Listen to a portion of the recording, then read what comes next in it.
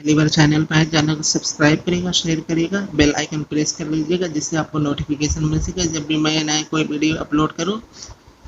Modern Indian history, आधुनिक भारत में press का विकास, ये पार्ट 3 है। इससे पहले 2 पार्ट हो चुके हैं, आप प्लेलिस्ट में जाके 2 पार्ट देख लीजिए। चलिए दोस्तों, आज का वीडियो शुरू करते हैं। कॉलेजों में सर्वप्रथम किसकी स्थापना हुई थी? A Hindu college, B Delhi college, C Mayo college, D Muslim Anglo Oriental college. इसका सही उत्तर ऑप्शन है हिंदू कॉलेज कलकत्ता। राजा राम मोहन राय ने 1817 में डेविड हेयर एंड अलेक्जेंडर डफ के साथ कोलकाता में हिंदू कॉलेज की स्थापना की। हिंदू कॉलेज अंग्रेजी शिक्षा के प्रसार में सहायक करने वाली प्रथम संस्था है। प्रश्नानुसार अन्य कॉलेजों की स्थापना इस प्रकार है: Mayo college 1875, Muslim Anglo Oriental college 1875, Delhi college 1824 तथा बैप्टिस्ट मिशन कॉलेज श्रीरामपुर 1818 ईस्वी में हुआ था। प्रश्न नंबर 62, डेविड हेयर और अलेक्जेंडर डफ के साथ मिलकर निम्नलिखित में से किसने कलकत्ता में हिंदू कॉलेज की स्थापना की? इसका सही उत्तर ऑप्शन डी, राजा राम मोहन राय। प्रश्न नंबर 63, भारत में अंग्रेजी शिक्षा के प्रचार में सहायता करने के लिए निम्नलिखित में से कौन सी संस्था प्रथम थी? इसका सही उत्तर option B, Hindu college Calcutta. प्रश्न नंबर 64, निम्नलिखित में से किसने काशी विद्यापीठ का संस्थापक है? इसका सही उत्तर ऑप्शन सी, बाबू शिव प्रसाद गुप्ता। काशी विद्यापीठ के संस्थापक बाबू शिव प्रसाद गुप्ता हैं। 10 फरवरी 1921 को असहयोग आंदोलन के दौरान बाबू शिव प्रसाद गुप्ता एवं भगवान दास ने मिलकर बनारस में काशी विद्यापीठ की स्थापना की। 1995 में इसका नाम बदल के महात्मा गांधी विद्यापीठ कर दिया गया। प्रश्न नंबर 65, वाराणसी में प्रथम संस्कृत विश्वविद्यालय की स्थापना किसने की थी? इसका सही उत्तर ऑप्शन है Jonathan Duncan. Jonathan Duncan company का एक महत्वपूर्ण पदाधिकारी था। वह 1772 में भारत आए, तत्पश्चात उसे 1778 ईस्वी में बनारस के रेजिडेंट नियुक्त किया गया, जहां उसने प्रशासनिक व सामाजिक सुधार करने का प्रयत्न किया। उसने बनारस में प्रथम संस्कृत महाविद्यालय की स्थापना 1791 में की थी। प्रश्न नंबर 66, बनारस हिंदू विश्वविद्यालय के संस्थापक थे? इसका सही उत्तर ऑप्शन सी, मालवीय जी। बनारस हिंदू विश्वविद्यालय के संस्थापक मदन मालवीय जी थे। 1915 ईस्वी में एनी बेसेंट ने बनारस में सेंट्रल हिंदू कॉलेज की स्थापना की। बाद में मदन मोहन मालवीय के प्रयासों से यह स्कूल बनारस हिंदू विश्वविद्यालय के रूप में विकसित हुआ। प्रश्न नंबर 67, भारत में अंग्रेजों ने प्रथम मदरसा कहाँ स्थापित किया था? इसका सही उत्तर ऑप्शन डी, कोलकाता। 1781 ईस्वी में वारेन हेस्टिंग ने फारसी और अरबी के अध्ययन के लिए कलकत्ता में मदरसा बनाया। 1791 ईस्वी में बनारस में संस्कृत विश्वविद्यालय बनवाया गया, डंकन ने बनाया। 1800 ईस्वी में लॉर्ड वेलेजी द्वारा स्थापित फोर्ट विलियम कॉलेज 1802 ईस्वी में बंद कर दिया गया। इसके बाद 1813 ईस्वी का चार्टर एक्ट द्वारा 1 लाख रुपए विद्या प्रसार, साहित्य पुनरुत्थान और विज्ञान के आरंभ और उन्नति के लिए दिया गया। 1870 में पाश्चात्य ज्ञान और मानवीय की शिक्षा के लिए कलकत्ता में हिंदू कॉलेज की स्थापना की गई। इसके अतिरिक्त कलकत्ता, बनारस और आगरा में 3 संस्कृत कॉलेज खोले गए। प्रश्न नंबर 68, शांति निकेतन की स्थापना किसने की थी? सही उत्तर ऑप्शन सी, रविन्द्रनाथ टैगोर। रविन्द्रनाथ टैगोर ने बंगाल में शांति निकेतन वीरभूमि में अंतर्राष्ट्रीय शांति निकेतन विश्वविद्यालय की स्थापना की। टैगोर विश्व के महानतम कवि, लघु कहानी, उपन्यास, नाटकों आदि के लेखक थे। 1913 में इन्हें इनकी कृति गीतांजलि के लिए नोबेल साहित्य पुरस्कार से नवाजा गया। प्रश्न नंबर 69, शांति निकेतन पश्चिम बंगाल के किस जिले में स्थित है? सही उत्तर ऑप्शन डी, वीरभूमि। प्रश्न नंबर 70, निम्नलिखित में से किसने सर्वप्रथम राजस्थान के राजसी शासक वर्ग के लिए पृथक शिक्षा संस्थान की आवश्यकता पर बल दिया? ए कर्नल ब्लोज, B lord Lansdowne, C captain Walter, D lord Mayo. सही उत्तर ऑप्शन सी, कैप्टन वाल्टर। सर्वप्रथम अंग्रेज कैप्टन वाल्टर ने राजस्थान के राजसी शासक वर्ग के प्रशिक्षण हेतु एक पृथक शिक्षण संस्थान की आवश्यकता पर बल दिया। 1870 में अजमेर के एक विशेष दरबार में, जिसमें राजस्थान के सभी राजा महाराजा उपस्थित थे, वायसराय लॉर्ड मेयो ने राजस्थान के पहले कॉलेज की स्थापना की और यह घोषणा की कि अंग्रेज राजस्थान के राजाओं की हितैषी है। यह कॉलेज बाद में मेयो कॉलेज के नाम से प्रसिद्ध हुआ। यह अजमेर में स्थित है। प्रश्न नंबर 71, राज पारिवारिक की शिक्षा के लिए नियमित बने निम्नलिखित विद्यालय में कौन सर्वप्रथम अस्तित्व में आया? इसका सही उत्तर ऑप्शन सी, अजमेर का मेयो कॉलेज। प्रश्न नंबर 72, भारत में प्रथम 3 विश्वविद्यालय कलकत्ता, मद्रास, बम्बई की स्थापना किस वर्ष हुई? सही उत्तर ऑप्शन ए 1857। भारत में शिक्षा के विकास के लिए सरकार ने 1854 ईस्वी में वुड डिस्पैच में प्रस्तावित योजना पर काम किया, जिसके परिणाम स्वरूप 1857 में प्रथम 3 विश्वविद्यालय कलकत्ता, मद्रास, मुंबई की स्थापना की गई। प्रश्न नंबर 73, 1857 में भारत के विश्वविद्यालय की स्थापना के समय इंग्लैंड के किस विश्वविद्यालय को प्रतिमान के रूप में लिया गया? प्रश्न नंबर 73, 1857 में भारत में विश्वविद्यालय की स्थापना के लिए इंग्लैंड के किस विश्वविद्यालय को प्रतिमान के रूप में लिया गया? इसमें सही उत्तर ऑप्शन सी लंदन। वुड के घोषणा पत्र की दूसरी योजना लंदन विश्वविद्यालय के नमूने पर स्थापित किए जाने थे, जिनका मुख्य कार्य परीक्षाएं लेना और उपाधियां देना था। नंबर 74, निम्न में से कौन सी भारत की प्रथम राष्ट्रीय समाचार एजेंसी है? इसका सही उत्तर option B the freedom press of India. इसकी व्याख्या देखते हैं। The free press of India भारत की प्रथम राष्ट्रीय समाचार एजेंसी थी, जिसकी स्थापना 1920 ईस्वी में स्वामीनाथन सदानंद ने की थी। भारत में प्रथम प्रेस की स्थापना 1550 ईस्वी में पुर्तगालियों ने की और 1557 ईस्वी में प्रथम छपी हुई पुस्तक ईसाई पादरियों के द्वारा प्रकाशित की गई। 1664 में अंग्रेजी कंपनी ने बंबई में एक प्रेस की स्थापना की, परंतु अब भी प्राय एक सदी तक भारत में किसी समाचार पत्र को आरंभ नहीं किया गया। 1780 ईस्वी में सबसे पहले समाचार पत्र Bengal gazette James Augustus Hicky ने प्रारंभ की, परंतु उसने गवर्नर जनरल, उच्चतम न्यायालयों के न्यायाधीशों और कंपनी के कर्मचारियों के दोषों को बहुत स्पष्ट रूप से व्यक्त करना प्रारंभ कर दिया, जिसके कारण 1782 ईस्वी में उसके समाचार पत्र को बंद करा दिया गया। परंतु उसके पश्चात भारत में कई समाचार पत्रों का प्रकाशन आरंभ हुआ। 1788 ईस्वी में मद्रास कैरियर, 1789 ईस्वी में बम्बई हेराल्ड, 1784 ईस्वी में कलकत्ता गजट, 1785 ईस्वी में ओरिएंटल मैगजीन ऑफ कलकत्ता। प्रश्न नंबर 75, निम्नलिखित अंग्रेजों में से कौन सा जिसने सर्वप्रथम भगवत गीता का अंग्रेजी में अनुवाद कराया? इसका सही उत्तर ऑप्शन बी चार्ल्स विल्किंस। की व्याख्या देखते हैं। श्रीमद् भगवत गीता, जो महाभारत युद्ध में कृष्ण द्वारा अर्जुन को दिए गए उपदेशों का संग्रह, हिंदुओं का प्रसिद्ध धार्मिक ग्रंथ है। वारेन हेस्टिंग के समय एक अंग्रेजी अनुवादक विभाग की स्थापना की गई। इसी के अंतर्गत चार्ल्स विल्किंस ने 1785 ईस्वी में श्रीमद् भगवत गीता का सर्वप्रथम अंग्रेजी में अनुवाद किया। 1787 ईस्वी में विल्किंस ने हितोपदेश का अंग्रेजी में अनुवाद किया। 1789 ईस्वी में विलियम जोन्स ने अभिज्ञान शकुंतलम का अंग्रेजी में अनुवाद किया। 1792 ईस्वी में मनुस्मृति का इंस्टीट्यूट ऑफ हिंदू लॉ के नाम से अंग्रेजी में अनुवाद किया गया। प्रश्न नंबर 76, डेक्कन एजुकेशनल सोसाइटी की स्थापना से कौन संबंधित है? इसका सही उत्तर ऑप्शन सी बीजी तिलक। डेक्कन एजुकेशन सोसाइटी की स्थापना 1880 ईस्वी में न्यू इंग्लिश स्कूल के प्रारंभ के साथ पुणे में की गई। इस संस्था के संस्थापक बीजी तिलक, वीके चिपलूकर तथा एम बी नाम जोशी थे।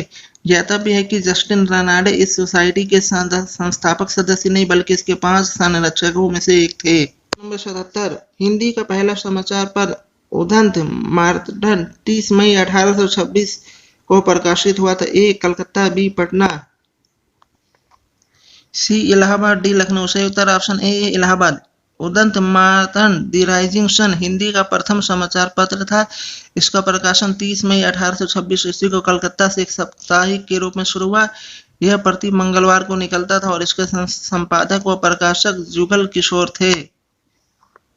प्रश्न नंबर 78, निम्नलिखित समाज सुधारकों में से कौन संस्कृत भाषा में परिवर्तन के लिए जाना जाता था? इसका सही उत्तर ऑप्शन डी उपयुक्त सभी।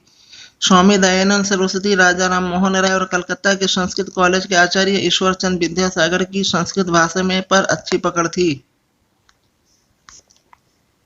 प्रश्न number 79, national council of education की स्थापना कब हुई? सही उत्तर ऑप्शन डी 15 अगस्त 1906। 15 अगस्त 1906 में राष्ट्रीय शिक्षा परिषद की स्थापना हुई। इसका मुख्य उद्देश्य था राष्ट्रीय नियंत्रण के तहत जनता को इस तरह की साहित्यिक, वैज्ञानिक एवं तकनीकी शिक्षा देना जो राष्ट्रीय भावना धारा से जुड़ी हो। प्रश्न नंबर 80, निम्नलिखित में से किसको छोड़कर सभी 19वीं शताब्दी के महान पत्रकार थे? इसका सही उत्तर ऑप्शन ए दुर्गादास। दुर्गादास मारवाड़ का विख्यात राठौर सरदार था, न कि 19वीं सदी का पत्रकार, जबकि Shishir Kumar Ghosh, James Augustus Hicky तथा कस्तूरी रंगा अय्यर 19वीं शताब्दी के महान पत्रकार थे। प्रश्न नंबर 81, लाहौर में दयानंद एंग्लो वैदिक कॉलेज की स्थापना किसने की थी? इसका सही उत्तर ऑप्शन बी लाला हंसराज। आर्य समाज के अनुयायी लाला हंसराज ने लाहौर में दयानंद एंग्लो वैदिक कॉलेज की स्थापना की। 1886 ईस्वी में आरंभ की गई दयानंद एंग्लो वैदिक संस्था शीघ्र ही देश के कोने कोने में फैल गई। 1892-93 ईस्वी में आर्य समाज के दो दल हो गए। एक पाश्चात्य शिक्षा का विरोधी था। सदानंद ने 1902 ईस्वी में हरिद्वार में एक गुरुकुल कांगड़ी स्थापित कर लिया, जहां प्राचीन वैदिक शिक्षा प्राचीन पद्धति से दी जाती थी। उसी के नमूने पर कई अन्य स्थानों में गुरुकुल बनाए गए। प्रश्न नंबर 82, निम्न में से किसने सर्वप्रथम सेंसरशिप लागू किया? ए वेवेलेजी, बी हेस्टिंग। इसका सही उत्तर ए वेवेलेजी। इसके देखते हैं व्याख्याशील एडम जोन्स, डी डलहौजी। सही उत्तर ए वेवेलेजी। सर्वप्रथम लॉर्ड वेवेलेजी 1798 से 18 ने भारतीय प्रेस की स्वतंत्रता को सीमित करने के लिए एक नियम बनाया कि प्रकाशित होने वाली किसी भी सामग्री को पहले सेंसर के लिए सरकारी सचिव के पास जमा करा। प्रश्न नंबर 83, स्वतंत्रता पूर्व अवधि में ब्रिटिश सरकार द्वारा भारत में आधुनिक शिक्षा के प्रसार का मुख्य उद्देश्य क्या था? इसका सही उत्तर ऑप्शन है छोटे प्रशासनिक पदों पर नियुक्ति हेतु प्रशिक्षित भारतीयों की आवश्यकता। स्वतंत्रता पूर्व अवधि में ब्रिटिश सरकार द्वारा भारत में आधुनिक शिक्षा के प्रसार का मुख्य उद्देश्य छोटे प्रशासनिक पदों पर नियुक्ति हेतु शिक्षित भारतीयों की आवश्यकता। वस्तुतः यह लॉर्ड मैकाले के 2 फरवरी 1835 के संस्मरण पत्र से ही स्पष्ट था। मैकाले पुरुषों की एक ऐसी श्रेणी उत्पन्न करना चाहता था जो रक्त और रंग से भारतीय हो, किंतु अपनी प्रवृत्ति, विचार, नैतिक मापदंड और प्रज्ञा से अंग्रेज हो, अर्थात वह ब्राउन रंग के अंग्रेज बनाना चाहता था जो कंपनी के निम्न स्तरीय कार्यभार को संभाल सके। प्रश्न नंबर 84, निम्नलिखित कथनों में से कौन सा कथन सही नहीं है? 1823 के प्रेस लाइसेंसिंग विनियमों के उपबंध के अनुसार। इसका सही उत्तर है ऑप्शन सी। प्रत्येक पुस्तक तथा समाचार पत्र के लिए आवश्यक था कि उस पर मुद्रक व प्रकाशक का नाम छपा हो तथा उसकी एक प्रति स्थानीय प्रशासन को निःशुल्क दी जाए। अब इसकी व्याख्या देखते हैं। 1823 में जॉन एडम्स के कार्यवाहक गवर्नर जनरल बनने पर उसे अपने प्रतिक्रियावादी विचारों को वास्तविक रूप देने का अवसर मिला। उसने प्रेस पर नियंत्रण करने के लिए प्रेस लाइसेंसिंग विनियम कानून लागू किया, जो उन सभी नियमों से अधिक कठोर थे जो उस समय तक भारत में लागू थे। इसके अनुसार मुद्रक तथा प्रकाशक को मुद्रणालय स्थापित करने के लिए अनुज्ञप्ति लाइसेंस लेनी होगी। दूसरा, अनुज्ञप्ति के बिना किसी भी साहित्य को मुद्रित या प्रकाशित करने पर 400 रुपये जुर्माना अथवा उसके बदले कारावास का दंड होगा। और दंडनायकों को अनुमति थी कि बिना अनुज्ञप्ति प्राप्त मुद्रणालय को जब्त भी कर ले। तीसरा, गवर्नर जनरल को अधिकार था कि वह किसी अनुज्ञप्ति को रद्द कर दे अथवा नया प्रार्थना पत्र मांग ले। प्रश्न नंबर 85, भारत में उपनिवेशिक शासन के संदर्भ में 1883 ईस्वी में एल्बर्ट बिल का उद्देश्य था। इसका सही उत्तर ऑप्शन है जहां तक अदालतों की दंडिक अधिकारिता का संबंध था, भारतीय तथा यूरोपीय लोगों को बराबरी पे लाना। इसकी अब व्याख्या देखते हैं।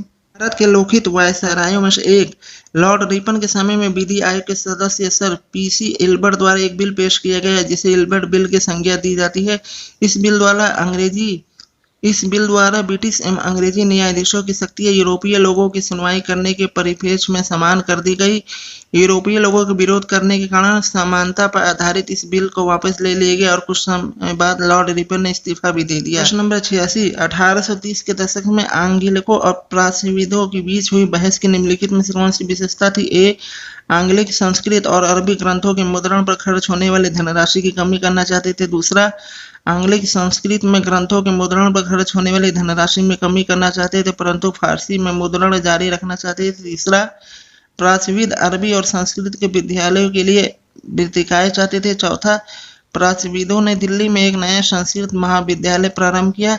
इसका सही उत्तर ऑप्शन सी कथन 1 और 3 सही है केवल। अब इसकी व्याख्या देखते हैं। 1830 के दशक में आंग्लिकों और प्राच्यविदों का विवाद हुआ। प्राच्य विद्या के समर्थक का नेतृत्व HTC प्रिंसेप ने किया। प्राच्य विद्या के समर्थकों ने वारेन हेस्टिंग और लॉर्ड मिंटो की शिक्षा नीति का समर्थन करते हुए संस्कृत और अरबी भाषा के अध्ययन का समर्थन किया। दूसरी ओर आंग्ल समर्थकों का नेतृत्व मुनरो एल्फिंस्टन व लॉर्ड मैकाले ने किया। ये अंग्रेजी भाषा के माध्यम से भारत में पाश्चात्य शिक्षा का प्रचार करना चाहते थे। मैकाले ने 2 फरवरी 1833 के महत्वपूर्ण उल्लेख को तत्कालीन governor general Lord William Bentinck ने पूरी तरह स्वीकार कर लिया। इस लेख में सरकार को यूरोप के साहित्य और विकास अंग्रेजी भाषा में करना तथा भारतीय संस्कृति की उपेक्षा करना शामिल था। प्रश्न नंबर 87, निम्नलिखित में से कौन सा औपनिवेशिक भारत में स्त्री शिक्षा के लिए विख्यात पद्धत है? पहला सिस्टर सुब्बा लक्ष्मी, दूसरा बेगम रुकैया सखावत हुसैन, तीसरा केशव चंद्र सेन, चौथा आनंद कुमार स्वामी। इसका सही उत्तर ऑप्शन बी केवल 1, 2, 3। अब इसकी व्याख्या देखते हैं। औपनिवेशिक भारत में स्त्री शिक्षा के पद्धर सिस्टर सुब्बा लक्ष्मी, इन्होंने 1912 में शारदा महिला संघ की स्थापना की तथा विधवाओं को समाज में बेहतर स्थान दिलाने के लिए उनकी शिक्षा की वकालत की। बेगम रुकैया सखावत ये अविभाजित बंगाल में सुप्रसिद्ध लेखिका और सामाजिक कार्यकर्ता थी। इन्होंने मुसलमान लड़कियों के लिए पाठशाला खोली, वह महत्वपूर्ण मुस्लिम नारीवाद थी। तीसरा केशव चंद्र सेन एक धार्मिक उपदेशक एवं समाज सुधारक थे। 1866 में इन्होंने भारतीय ब्रह्म समाज की स्थापना की। इन्होंने भी स्त्री शिक्षा पे बल दिया। नंबर 88, 1878 के वर्नाकुलर प्रेस एक्ट के तहत भारतीय भाषा के समाचार पत्रों का दमन किसकी आलोचना की वजह से हुआ था? ए, अंग्रेजी अधिकारियों की उड़ाऊ जीवनशैली, बी, अंग्रेजी मालिकों द्वारा नील के कामगारों के साथ बुरा व्यवहार, सी, 1876-77 के अकाल पीड़ितों के प्रति अंग्रेज अधिकारियों को अमानवीय दृष्टिकोण, डी, अंग्रेजी अधिकारियों द्वारा भारत के धार्मिक स्थानों का दुरुपयोग। सही उत्तर ऑप्शन सी 1876-77 के अकाल पीड़ितों के प्रति अंग्रेज अधिकारियों को अमानवीय दृष्टिकोण। इसकी व्याख्या देखते हैं। 1876-77 के अकाल पीड़ितों के प्रति अंग्रेज अधिकारियों को अमानवीय दृष्टिकोण की आलोचना भारतीय समाचार पत्रों ने की थी, जिसके कारण लॉर्ड रिपन ने 1878 ईस्वी में भारतीय समाचार पत्र अधिनियम वर्नाकुलर प्रेस एक्ट पारित कर भारतीय समाचार पत्रों पर कठोर प्रतिबंध लगाया। इस एक्ट का समर्थन करने वाला अखबार पायनियर था। सन 1882 में लॉर्ड रिपन ने वर्नाकुलर प्रेस एक्ट को समाप्त कर दिया है। चलिए दोस्तों, आज का वीडियो यहीं समाप्त करते हैं। पहली बार आप स्टूडेंट प्रिपरेशन चैनल पर आए तो चैनल को सब्सक्राइब करिएगा, शेयर करिएगा, बेल आइकन प्रेस कर लीजिएगा, जिससे आपको नोटिफिकेशन मिल सके। आज का वीडियो समाप्त करते हैं यहीं पे।